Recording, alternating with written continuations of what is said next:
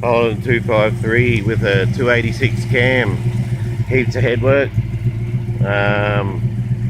It's got everything from Romac balancers, fully balanced bottom end, flat top pistons, 10.1 compression. Haven't put my headers on yet, it's only new.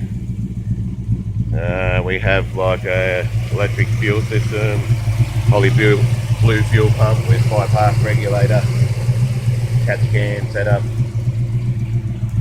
Has a full twin stainless exhaust system. The next pipe,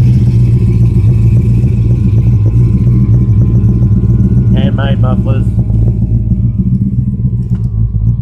full twin system.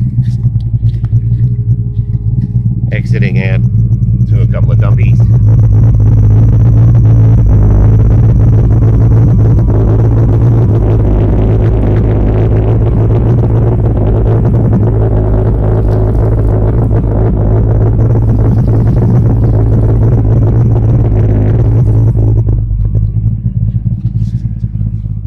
You know, pretty tough little rig, this car.